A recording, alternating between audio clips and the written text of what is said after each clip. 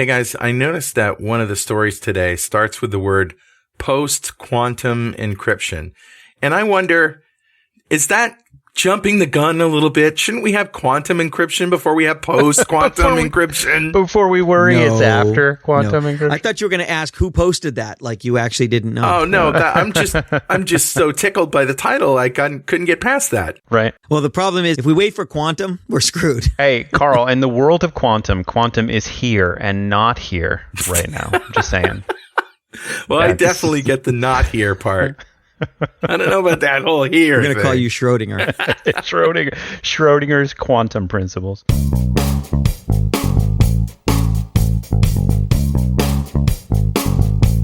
Hey guys, how you doing? Hey, Carl. Living the dream every day, Carl. Every day. Lots of targets, never enough time. We were looking through these stories, and we kind of decided the theme would be about us not knowing. It's sort of like the agnostic show, right? We don't know how bad it really is. What you don't know will hurt you. Yes. Yeah. And unfortunately, I think next week's show we may have some interesting things to talk about because Black Hat and DEF CON are going on. And that's when all the crazy hacks usually get released. Okay. So it'll be fun. Yeah. It'll be awesome. All right. Well, who's going to start off this mess? I'll do it. Right. Ooh, me. All right. So brand new CVE exploit for VMware, VMware Workstation Access 1, VMware Workstation Connector, Identity Manager Connector, Okay. their realization automation, Cloud Foundation, etc. So what's interesting about this is an authentication bypass vulnerability. So right. Relatively important. I know we always talk about the CVSS score, 10 being the world's melting, and this is a 9.8. Oh my gosh. The world's toasty. Yeah, exactly. Or what's actually going on. Yeah, right? Oh my gosh. But if you have any VMware in your environment, I think there's 1, 2, 3, 4, 5, 6, 7, 8, 9, 10 CVEs associated with this. So 10 individual exploits. Do we know how long these have been in active or how long they've been there? So we don't. They've been there for several versions, and it depends on which one. The first one is an authentication bypass. Mm-hmm. The second one is what's called a JDBC injection and remote code execution. That doesn't so sound for those good. of you, right, injection and remote code execution. If your doctor ever told you needed that, I'd be like, I'm out. I'm out. Sorry. Nope. I'm out. There'll be no injection. remote code execution. Needle. Right. So this is, this injection JDBC. It's a database technology, right? Java database connector. Injection means you can send special characters and codes. Mm-hmm. For example, let's say it's expecting a username and password, and you can type in, tick in there, not your actual username, and it says, oh, that's invalid, but it's a special character inside of a database, and it uses that. So it has some form of injection, but even worse, it also has remote code execution. So now you have the ability to run anything you want on the VMware VM Workspace 1 Access or Identity Manager, etc. All right. This is just two of the, I think I listed 10 or 12. 10. Yeah, there's a SQL injection, remote code execution. There's a local privilege escalation vulnerability. There's another local privilege escalation vulnerability. It's like a supermarket. Yeah, if you're looking to do anything with one of these products at this point, lots of these are pretty damning. Think about something else. Yep. I'd say think about another product. Well, it's tough. I mean, honestly, the only competitors I know of to this well, actually, and I guess you could go down the path for identity management. There's probably more than just one or two competitors. But if you take a look at like VMware Workstation, for example, like if you want to run virtual machines locally, you have Hyper-V. Well, there's stuff built into Windows, right? Yeah, there's stuff built into Windows. You could use Hyper-V. You could use OpenBox, which is Oracle's competitor. But really, there's not a ton of competitors out there. So. And I think OpenBox uses Java too, doesn't it? They do. Being Oracle. Yep. Right. Yeah. Yeah, they sprinkle Java everywhere, which is good. Who doesn't like Java? Us hackers like Java. Well, okay. So That's a little bit depressing. We don't really have any calls to action except if you use VMware, go patch it. Are patches available? Yep. Patches are available, so go make sure you're continuing to stay up on your patches, so that you are good to go and not going to get nasty malware running on your boxes. Okay, well, the next story really illustrates our theme. We don't know how bad it really is. Check this out. Discovery of new UEFI rootkit, and you'll tell me what that is, exposes an ugly truth. The attacks are invisible to us.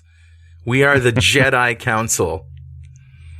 We cannot see the disturbance in the Force. Turns out they're not all that rare. We just don't know how to find them. Yeah. So we live in a world of abstraction. And so most people don't know how an internal combustion engine works or how fuel injection works, but they drive cars anyways. Yeah. And computers are orders of magnitude more complex, and they develop, capabilities very quickly, but defenses very slowly.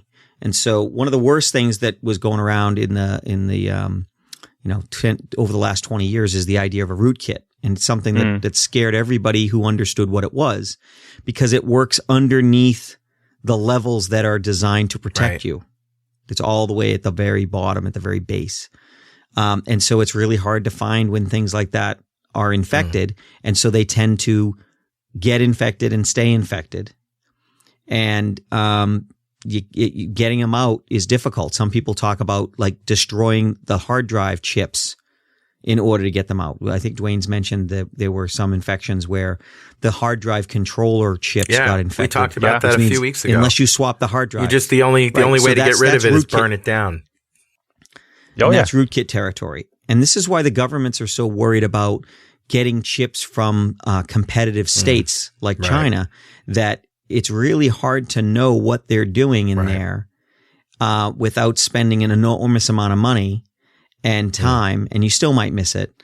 And so, there's a lot of controversy. That you might have heard another story that we won't cover here, but just as a reference, there's a lot of people who are up in arms about Apple thinking about buying memory chips from China, because you never know what they could put in there. And if they have the ability to listen into an iPhone conversation selectively, maybe they would. I heard a report where somebody decided they wanted to snoop on their iPhone to see what it was doing network-wise while they slept. And it was unbelievable. Even though that, Apple swears up and down it's not sharing your personal data, BS, it is. Wow. And they found that it was phoning all of these, sending your personal data to all of these different places while you slept. Well, that's intriguing. That's crazy. I mean, unfortunately, it's not crazy. No, I've thought about doing it many times, just man in the middle of my own iPhone, and just watch like what traffic, when I'm in the house, what traffic goes and comes and that sort of stuff. Shut off cellular data, But that's really what you have to do, right? I mean, even if you get chips from China or whatever, eventually something has to phone home in order for it to be, to snoop on you. It could be just wrecking your phone with, sabotaging your experiences in your life by doing some algorithmic stuff. But really, unless it's phoning home or allowing other connections to come in, it's not doing the ultimate damage, is it? Right. Well, and God forbid it's allowing connections to come in, but that would be devastating. It depends on how do you value your privacy? Some people's privacy is far more valuable than others. I don't care whether people know I'm coming and going. For the most part, I'm in the phone book. I'm sorry. Did you just say you're in the phone book? I am in the phone book. How old are you? I'm old as the phone book. Do they even make phone books anymore? Honestly, I'm just asking. What is this phone book you speak of? Right. Is that app on my iPhone? But if I was a journalist in Syria, sure, then different deal. Now there's a lot of stakes there. So privacy is something everybody wants, but many of us don't really need, because no one's looking for some of us. Because I made them all go. And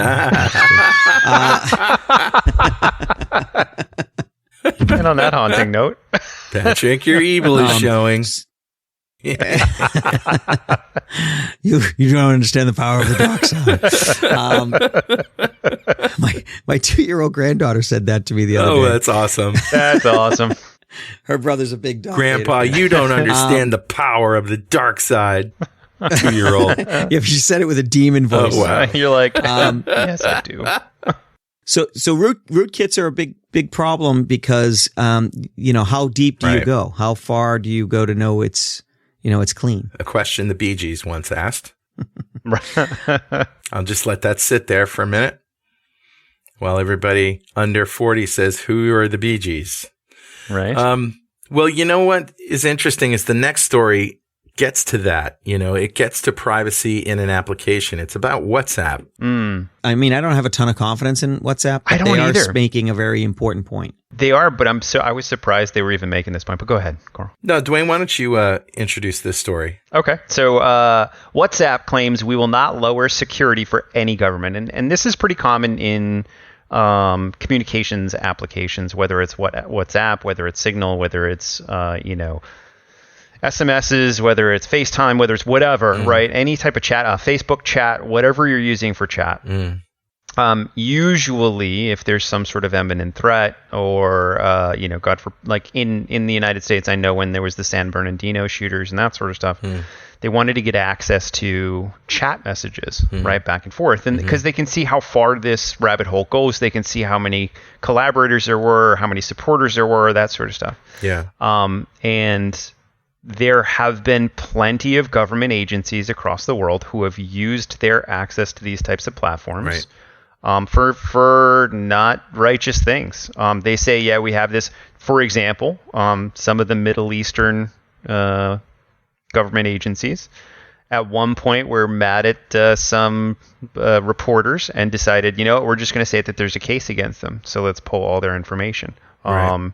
So that can happen, unfortunately, and I think the communications platforms like WhatsApp and Signal and Telegram and that sort of stuff have said, hey, you know what? We're just going to stay encrypted. We don't care who's asking. I get it. It may be helpful, but it could be abused more often than not. So we're going to stay encrypted end to end, and we don't even have access to it. So you can't have access to it. Wasn't there a thing with the great migration from WhatsApp to Signal about a year or two ago when they said suddenly your information was going to be available to, was it Facebook or who did somebody buy them? Facebook bought WhatsApp. Yeah. Yep. And then what happened was their terms of service and the way your information was going to be shared was changing. And so people said, okay, it's not a secure platform. I'm leaving it. And a lot of people left. Anyone who thinks Facebook is a secure platform is just right. Hence the thing. Yeah. So, but that wasn't a challenge to their protocol. It was a challenge to their trustworthiness with the back end data. Yeah. Well, I always wondered though if statements like this are more for saving face. Like if you said, yeah, you know what, we do work with government agencies, I think they lose a lot of people using that platform. Well, this is what people say just before they give access to a government agency. There's and the thing is, there's two ways to read it. I'll be here all week. I'm not. That's what everyone's innocent in prison, yeah, that kind of thing. But there's two ways to do this, though. We're going to give away a little dirty little secret of the cyber community, which is one way is to weaken the algorithm so that there's a backdoor, which is never a good idea because no matter how well concealed, bad actors and enemy states will find that backdoor if it exists. So you should never weaken the encryption. And that's what WhatsApp is saying this they're not going to do. Yes. Yeah, they're saying they're not doing that, which would be absolute crazy. If they did it, yeah. But nothing says they can't just open up their data center and give the data to the government. So that is a very good point, Patrick. If you read this entire article, this is on the BBC, in nowhere in here does it say we won't collaborate with government agencies. It just says we won't lower our security for government agencies. Entirely different wording. So kudos. We're not going to let this government agency in through the windows. They have to use the door like everyone else. Exactly. Well, and it's not, unfortunately, it's not uncommon for government agencies, and it's usually the United States or part of the Five Eyes, to go and make requests of different crypto algorithms to make them weaker. Take a look at the elliptical curve encryption in You're losing me, Dwayne. I can hear the listeners nodding off. Hey, wake up out there. Hey.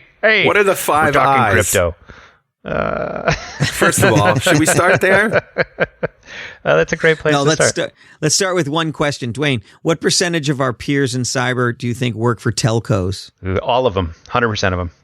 Yep. So when we talk to a really nasty, scary hacker, and we ask like, well, okay, who do you work for? It's almost always I work for a telco. Yep, always. Because always. That's where you tap all the lines from. Yeah, because they're not going to say, hey, I work for MI5 or I work for NSA or whatever. They say, I work for, wait for it,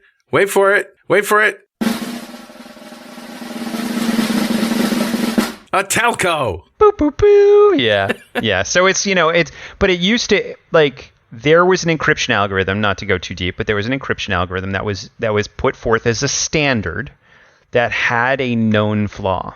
And government mathematicians and cryptographers got on the board to approve this standard, knowing that there was a flaw in it because they knew how to break into the flaw. Because it's basically called elliptical curve, and they knew that if they provided a specific curve, there was an error that they could exploit because you were using that curve. Now, there are other implementations of elliptical curve that use curves that aren't flawed. Sure. And that's why a lot of people, when they realized that this was, out there, they stopped using the government provided curve. Okay. Yeah. So I think that's what this harkens back to is applications now saying, listen, we're not going to go down that path again. Right. We're not going to, make our cryptography or our security any weaker just so that you can breach it and have access to things. Right. Which just means they have to ask nicely and they'll give them access usually. All right. So who's going to tell me that we're dealing with post-quantum already? What is that? Post-quantum encryption contender. Anybody? Anybody? Hey, I already threw out the Schrodinger thing. So here's the thing. So quantum systems are starting to become real. We're in the infancy of the quantum era. IBM has a 127 qubit processor. They're real. Quantum computers actually exist. And one of the things, they do a lot of things that are really interesting. They do a few things that are really valuable, like optimization. But one of the things they're going to do, it's provable they're going to do, is destroy the way that we use asymmetric encryption on the internet. They're going to destroy it.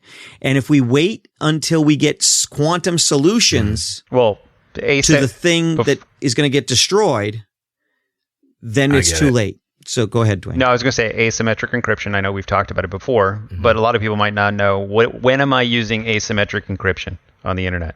When you can't securely share a key with someone else. Right. So any website you use at all that has that little lock in the upper left-hand corner is using asymmetric encryption, right? So if anybody were to listen in on that traffic right now, it is encrypted.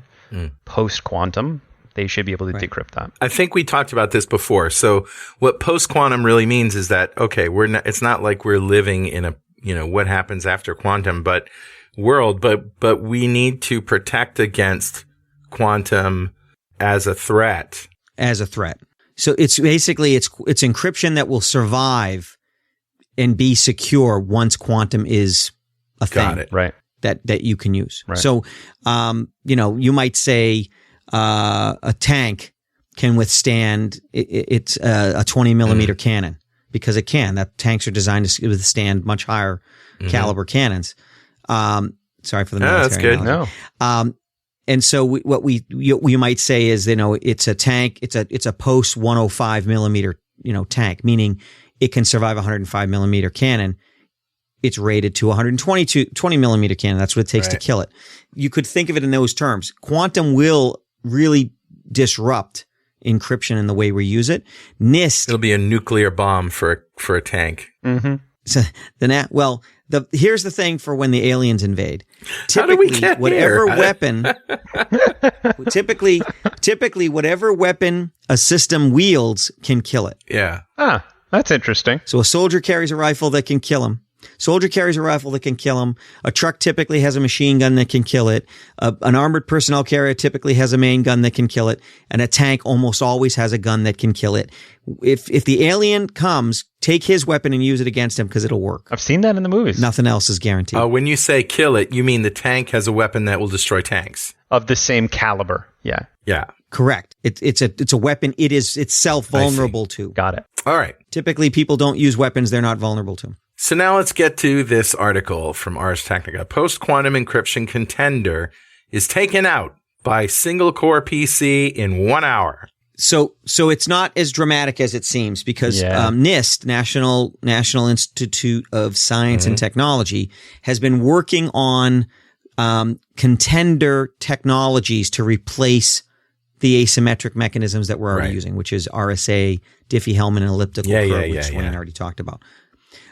So they started with like 50 plus algorithms, and they're down to 4 finalists and some alternatives. This is one of the alternates, and the alternate got owned. But what's scary is they made it through 3 full rounds and made it to an alternate, and then someone takes them out with a PC. They don't use any quantum technology. No. It's just it's a heavy somebody math. decided. So here's the problem. Things are very secure until suddenly they're not. Yep. Yeah. You know, a submarine is airtight until you open a hatch. And then it's not. and then it's not a submarine anymore.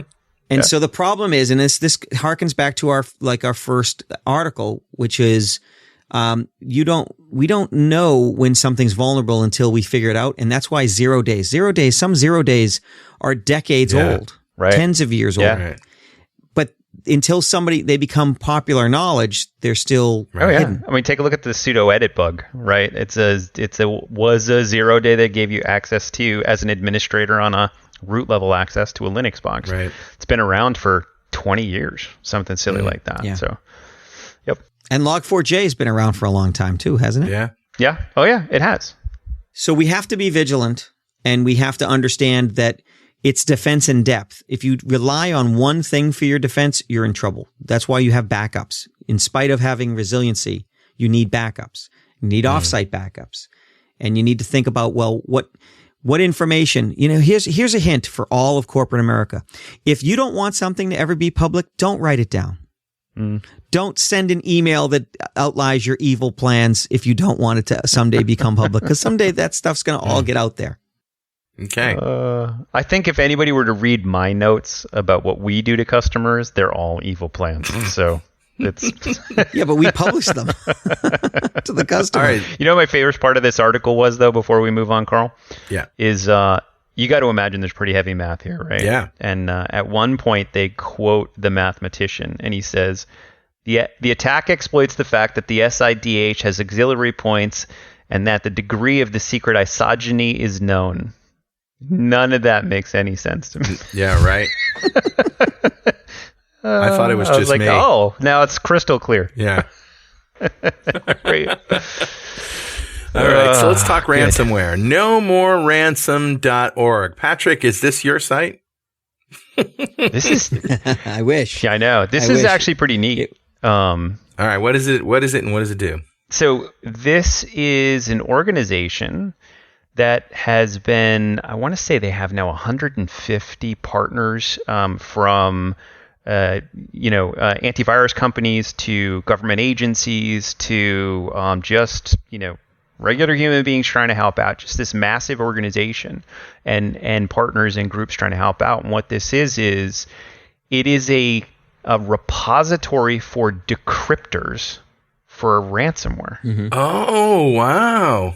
So if you get infected with ransomware, you can take a file that was encrypted, you can upload it to them, and they will identify the strain of malware. Oh, that's great. And if they have a decryptor for it, and they'll send you the decryptor for free. Yeah, like Conti. Yeah. So Conti recently, all of their stuff, the decryptors were made available. But people are still using Conti and old variants to encrypt people. If you don't know to check, you might pay a ransom for something that you can just decrypt yourself. Is a decryptor an algorithm, a key, or both? It's a program that runs the decryption key. Yeah, it's both. It's both, right? So if the key is hard coded into the algorithm, then they can just put it in the have one executable that does it. Right, but I mean, chances are the key isn't hard coded into the algorithm. That would be kind of silly, wouldn't it? Sometimes you'd be surprised. As really bright developers, we'd be like, "No, you can have these things rotating all the time, and it'd be really easy for just make a call to a API endpoint up in the cloud and get a new key every single time somebody gets encrypted." Just get a new GUI. Right, and then exactly. And then as the hacker, you go, "I could just send this same executable out to as many people as possible, and nobody's going to figure this out." So me. Unfortunately, I think more often than not, we believe the attackers are much smarter than they are. Wait a minute. Did I just give somebody It's criminal career advice. You did. You did. Yes, sir. Welcome to the dark side. Wow, I'm sorry. Just rotate the keys. I mean, how hard is that? Come on. So what's interesting is this. I mean, if I remember the statistics correctly, and the reason I wanted to have this site and a link to it is that it's getting a lot more press. But I want to say they've helped now 1.5 million people decrypt their data. So it's starting to get quite a bit of movement, which is good. That is great. So, and I don't want you to gloss over something that you said. I think I might have talked over you, but if they identify that they have the decryptor, they'll let you use it for free. Yeah. Yes. Yep. There's no cost to this. This is, if I remember correctly, like I said, this is a bunch of, it's Europol, Barracuda, bunch Kaspersky. There's a bunch of McAfee. The European Cybercrime Center, they're all helping power this. So it's a good movement. You said 1 million people have used it? I think 1.5, they said, had been successfully decrypted their data after a ransomware attack. That's the best news I've heard all week. Yeah. Very good. Suck it, ransomware. Don't get used to it. Yeah. Don't get used to this good news. Yeah, every once in a while we have to give out good news. What's next? Next I think is Hacktivists. Hacktivists is I wonder what country they're from. Looks like China. So it's about Nancy Pelosi's visit to Taiwan, so you can guess. It's definitely Chinese hackers. Okay, so set that up, Patrick. Why is this a big deal? So, for some deluded reason, decades ago, we decided to allow China to pretend that Taiwan was part of China. Mm-hmm. And as you can see, I'm not a fan of that dance. And so if we ever say or do anything that indicates Taiwan's not part of China, they have a hissy fit. And so Nancy Pelosi doesn't care, apparently. And she's decided to go as a co-equal member of the government. Mm-hmm. She can go wherever she wants. And the Chinese have been doing military drills and fly fire exercises and anything they can to intimidate her from going, and they don't realize that 80-year-old American women don't fear death. I even saw the PLA released a promotional military video like the days People's before Liberation she was going, showing like their force and their training, and they're just to sort of rattle that saber, if you will, saying, hey, you know what? If you come over here, things are going to go down. Yeah, and the saber's not so well rattled now that Ukraine has exposed what totalitarian militaries do. So the story is hackers claiming to be affiliated with Anonymous defaced the Chinese government website in support of Taiwan and Speaker of the House Nancy Pelosi's visit to the country. Yep. So they targeted Chinese, and I know I am going to butcher this, Chinese Heilongyang Society Scientific Community Federation government agency website. Wow. And they defaced it, and it has the anonymous symbol at the top, and then it has Pelosi there, and it says Taiwan welcomes U.S. House Speaker Nancy Pelosi. And then it also says, and listen, I can't get hate mail for this because I'm not doing the accent. I'm literally reading what's on the screen. It says Taiwan number one. UMBAWAN. NUMBAH space WAN, which is, I guess, some huge meme about Taiwan being number one. So did the website lose face? Will we say that? Okay. I believe it did. Yes. Having too much fun with these buttons over here. All right. Well, that's cool. I kind of like that. Yeah, so it's interesting. We always wonder what the motives of Anonymous are, and Anonymous acts more like a terrorist splinter cell than a massive organization, right? And I don't say that because they're terrorists. I'm just saying there's small groups that have their own agendas and do what they do, and apparently there's one group that's supporting Nancy in Taiwan. And apparently there's no groups in China. Yeah. And apparently not. So I've been reading, I mean, as you can imagine, I've been reading a lot about China's military based on what's going on in Taiwan. And one of the realizations is one of the big things that's hurting Russia in the field, in the war, is the lack of an NCO corps, lack of sergeants and corporals and low-level commanders who can actually innovate. And the Ukrainians, after 2014, started doing Western-style training to empower and push decision-making as far as down as they could. And it's really causing the Russians problems because when they're confronted with a problem, NCOs can innovate and lead the way, and they win battles. And the U.S. and the West are very good at this, and the totalitarian regimes are very bad at that because they don't want to trust people. And China's been trying very hard to build an NCO corps, but they have no combat experience, and they also need people to be only in power if they have the right political beliefs. So they've added this artificial structure that makes you can only be an NCO if you're really good at it, and you're all dedicated to the Communist Party. And there's no correlation between those two things. Yeah. So there's no reason to believe that in a big, large scale battle where infantry and decisions on the ground matter, that the Chinese would do much better than the Russians as far as a long, protracted war against a peer or even a subordinated enemy. I mean, Vietnam beat the crap out of China about 40 years ago in a border skirmish that nobody expected. And so they can rattle their sabers all they want. I think it just shows that they're throwing a hissy fit. So now I can't go to China anymore because I said all that stuff. So much for that trip. Oh, now? Yeah, cancel that ticket. It might have been way before now, Patrick. So, Patrick, I want you to talk about the next story because it has to do with missiles. Woohoo! I love missiles. Well, depends. Who doesn't love missiles? So threat actors that go online with the moniker Adrastia claim to have hacked multinational manufacturer of missiles called MBDA. And that's a BAE subsidiary, I believe, right? By BAE Dynamics and Alenia. This would be bad news because you kind of hope your missiles will be under your control when you fire them, not someone else's control, not coming back and... There's a kid with an iPhone on the ground saying 39 degrees to the left. I was surprised at how what seems like very little data was leaked. They say, hey, listen, we have photos, we have video, drawings, presentations, we have confidential information, we have all the information about the air defense systems and missile systems and employees and all the deals you've ever done, and it's only 60 gig, which at this point could fit on a thumb drive. And I'm like, okay, so how long could those videos be? The company's investigated and they verified that there's no classified or sensitive data. So I think they just got chit-chat public stuff. There's no code for guidance systems, which would be the key component for a missile system. Right. If you would post a snippet of the guidance system if you were going to do that. Oh, yeah. They didn't even mention the language the guidance system is written in.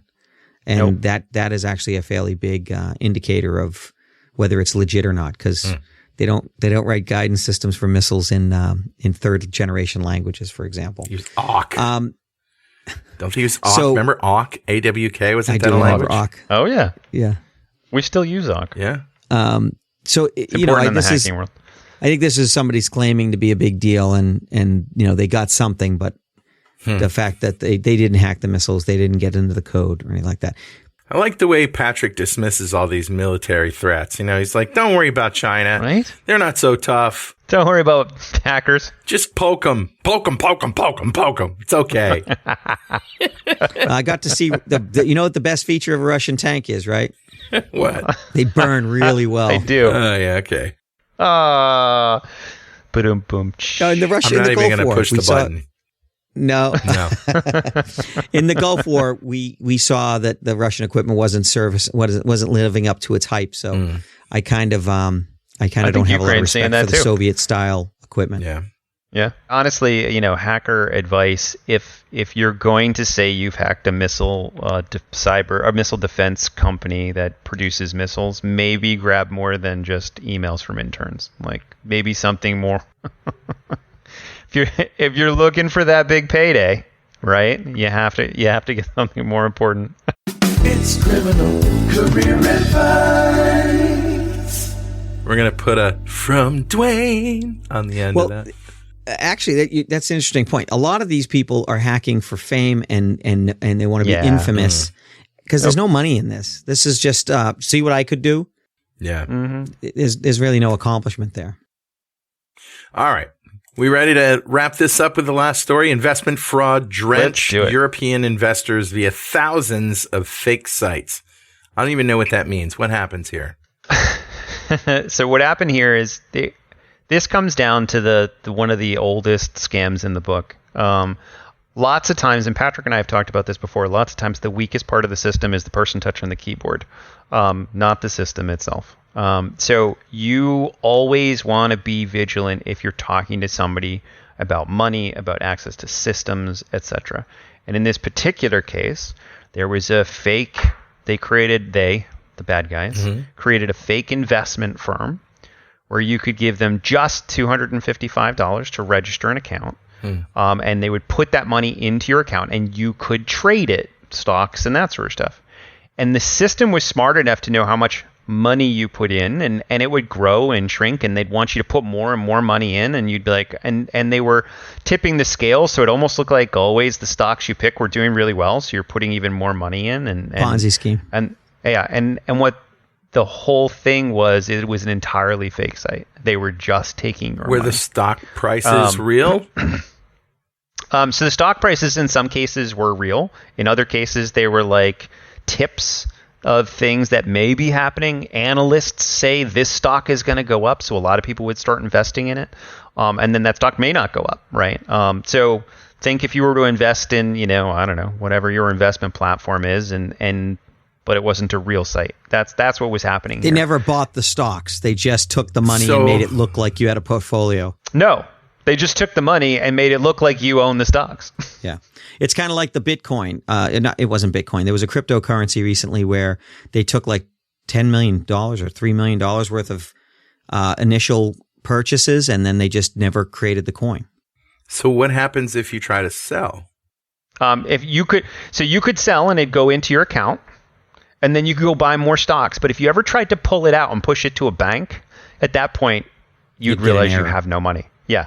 There's no ability to push it to a bank. There's no support because it doesn't exist. Well, they'd probably at that point say, "Oh, we're having an error. We can't get the routing code to work." And they could jerk you around for a week, probably, and then in the meantime they'll get ready to bail because then now the game's up. Yeah, yeah, and sadly, these types of scams are getting very, very sophisticated. I actually saw one this week where some company calls you up and says, "Hey, we just noticed that you paid for a McAfee, a subscription.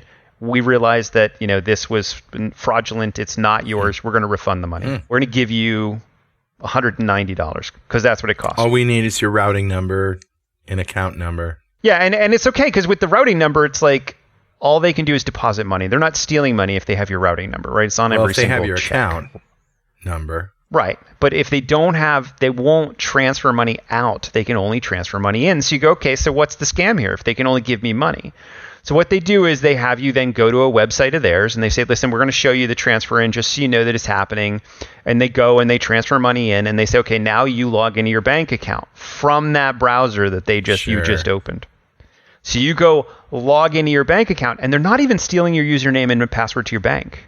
What they do is they present your bank account with your logged in information and your details, and then they slip into the middle of the stream a pending return for that money. But they trick you into saying, they say, okay, listen, it's $190 because it's a transfer to you. I need you to type it in. Wow. So you type in 190 and they say type in 190 and then 2 zeros. So 190.00. And when you type 190.00, it never takes the period. So it looks like you just transferred $19,000 to your account. And when you go to your bank, you see the pending transaction for $19,000. Wow. And they go, oh my gosh, you just took $19,000. It's your bank account now. I need to get that back. Oh. So they have you go to your bank physically and withdraw $19,000 that you can then wire them. Oh my God. When in reality, none of it actually made it to your account. But it is so sophisticated. You see all your transactions from your bank, and you see a pending transaction for $19,000. That's all BS. So what do we always tell our listeners? We always tell our listeners, when you get something that you're supposed to be doing, go through the regular website. Go log in with your account. 100%. New browser. Yeah, new browser. Totally different browser. It's worth having both Chrome and Edge, or, Firefox or whatever. A couple of different browsers, Safari. And honestly, if it seems like a weird transaction, it probably is. Nobody has ever called me up and told me to type numbers into a screen to transfer money to my bank. It just doesn't happen. So unfortunately, they prey on a lot of the elderly.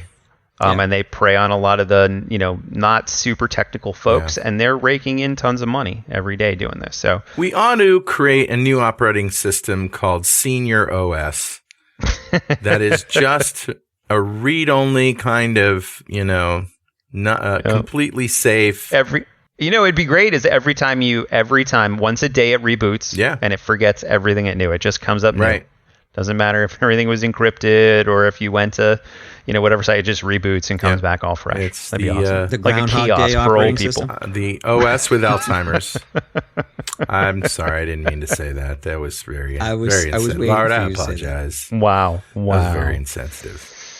But no, just be careful with these scams, because honestly, I think a lot of human beings are really good about knowing when something is weird, something's off.